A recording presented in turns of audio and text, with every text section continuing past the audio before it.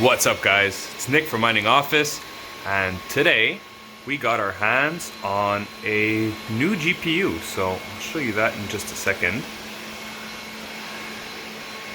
We'll keep the suspense going. Normally I don't like publicizing for these guys, but I picked it up at Canada Computers, and this is what I got. So we have a RTX 3070. This once again is a light hash rate card. Yeah, it's the ASUS Dual model. The reason I showed you this is because this is an ASUS Dual 1660 Super. Obviously this is a 3070. So yeah, we're gonna get this unboxed. We're gonna be testing it with T-Rex Miner Unlock and obviously on Ravencoin. That completes the collection of LHR. I have a 3060, 3060 Ti, 3070, 3070 Ti, and 3080. 3080 Ti's aren't the most efficient mining cards, so I'll probably stay away from those if I'm honest.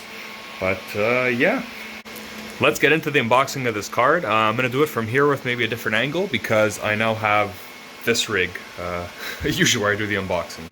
I know it's backwards, bear with me here. I don't really have a choice but to film this way, so let's get into it. There we go. And let's try and not tear this box. Knowing the ASUS Dual cards, it's going to be another box in here, and sure enough, that is what it looks like. Okay. So just a box that says ASUS, obviously backwards. And if you open this up, inside the box it looks something like this. Seems very well packaged. I think you just pull this. Yep, there we go. And just grab the card out of here. We'll move the box and get to what we all care about. Now this is the first GPU I actually see packaged like this. So see, it's in this cardboard sort of frame, but it's like plastic on all the way around. I've never seen that before. So let's obviously get the plastic off. There might be a better way to do this. I don't care. Okay, let's keep a little styrofoam piece there. Again, we'll move all this stuff and onto the card. So by ripping up the plastic like a monkey, I already started tearing off this plastic, so let's just complete this.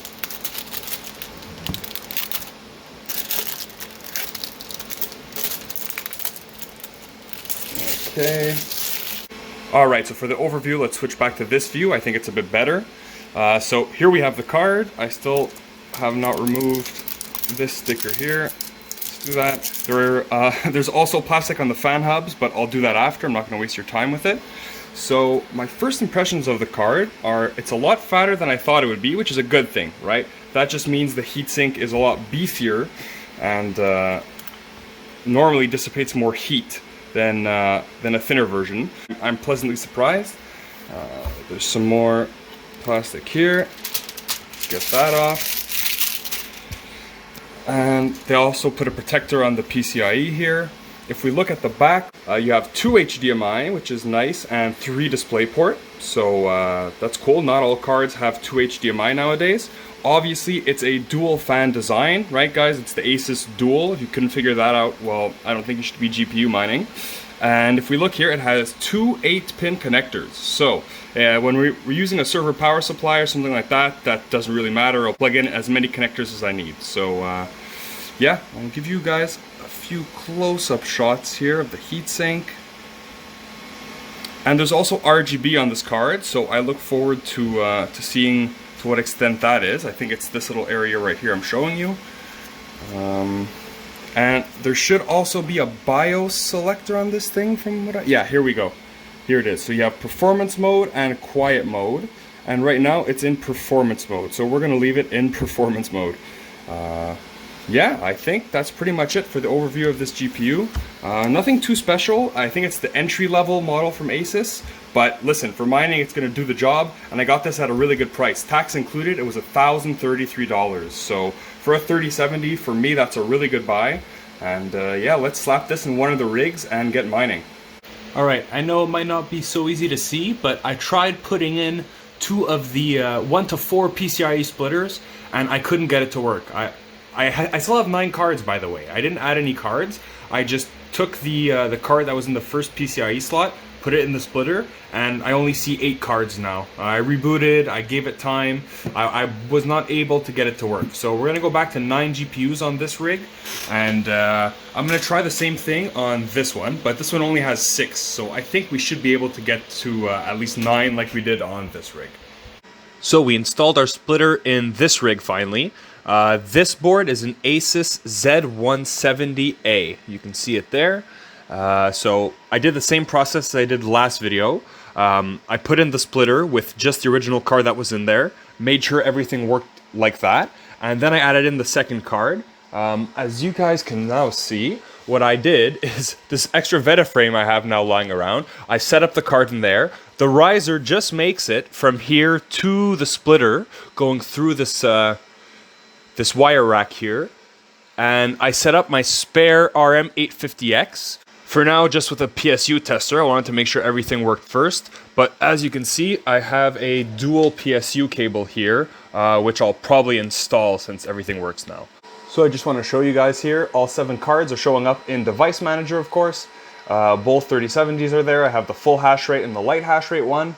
So yeah, that's good. These splitters, they obviously work. It worked in this rig and it worked in that rig. So yeah, really, for me, it's good value for money. They're like 30 bucks or 35 bucks, something like that. And on these motherboards, allowed me to go from 6 to 9. I mean, this one I'm assuming, but with this one, once I got 7 working, it was easy to go to 9. So anyway, now that it's working, let's try Ravencoin first, and then we'll go over to Ethereum with the T-Rex unlock. All right, time for some stock settings. 25.85 mega hash at 238 watts. So stock is what you expect. 100 power limit. I have fans set at 90 and everything else at 0. So let's get overclocking. All right, so my baseline overclocks are done. I'm getting a massive 31.6 mega hash right now on Ravencoin, and I'm pulling 167 watts. I still have to fine tune the power draw. What I did is I put the memory clock slowly but surely all the way up to the max. Core clock changed nothing. I tried putting it up and down, changed absolutely nothing. And power limit, I dragged it down to 70 without affecting the mega hash at all. So that's what I'm going to fine tune now. I'm going to bring it down slowly but surely, probably between 70 and 60, and see where I like the compromise of efficiency and output. So I'll get to that, and actually let me hop over to GPU-Z and we'll check what memory this card has. And this card came with Samsung memory, so that's always good news. Happy to see that. And for the final overclocks, I settled on these settings here. Power limit, I tuned down all the way to 63 watts. I'll show you guys what efficiency that gives. And the memory as well, I had to tune it down. It wouldn't crash or anything, but I would get a lot of invalid shares. And the more I decreased the memory clock, the less invalid shares or rejected shares I got. So currently running at 1300, I don't get very many. First of all, let's look at the power draw. So at 63%, for that card, you can see it's GPU number 2. We get 150 watt power consumption for 30.86 mega hash. So that's pretty good, giving us a 206 kilohash per watt efficiency. So really happy about that. And as you guys can see, the rejected shares are down to 0.09. So let's do a little parentheses actually on rejected shares. I have a few questions and I want you guys to answer in the comments. What do you think is an acceptable percentage for rejected shares? I have it set up so all my cards usually stay below 0.3, as you can see.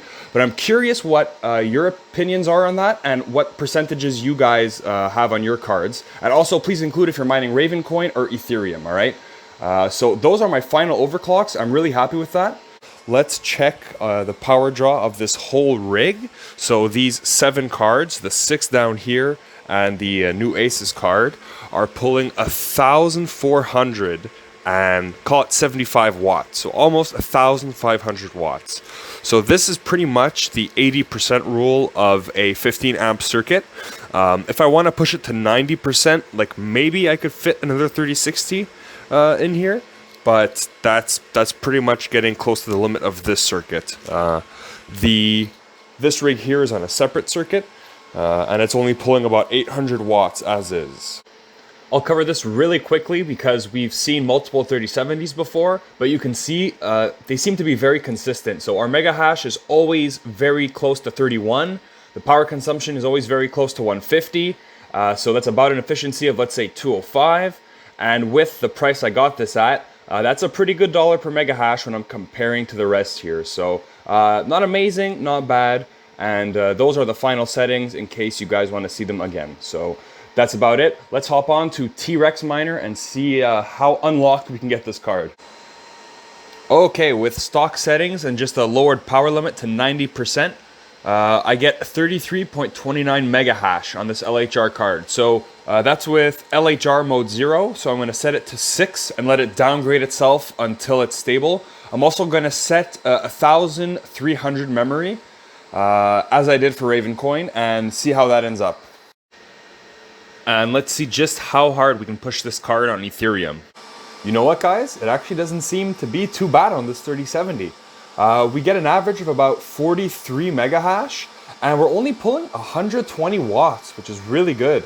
So that efficiency, again, it isn't great compared to like other 30 series cards, which are full hash rate that get like 500 mega hash, but 363 kilohash per watt is not bad. And if I calculate this, 43 on 62, if you consider 62 mega hash to be the full hash rate, is about 69.3%. Obviously, I calculated that beforehand, but yeah, to me, that's pretty good. It downgraded from LHR 5 all the way to LHR 3, but I'm satisfied. I might actually leave this card on Ethereum.